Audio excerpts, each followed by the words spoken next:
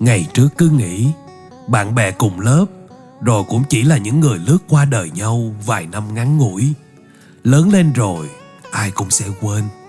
Nhưng không, có những cái tên đến giờ vẫn nhớ. Có những khuôn mặt chỉ cần nhắm mắt lại là hiện về nguyên vẹn như một buổi chiều tan học.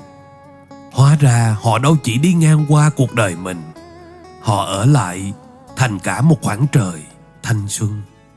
Chỉ tiếc là lời tạm biệt năm ấy đến quá vội. Chưa kịp nói hết những điều muốn nói thì mỗi người đã rẽ đi một hướng. Để rồi sau này muốn tìm lại một người từng rất thân, đôi khi chỉ biết hỏi ký ức rằng họ bây giờ đang ở đâu.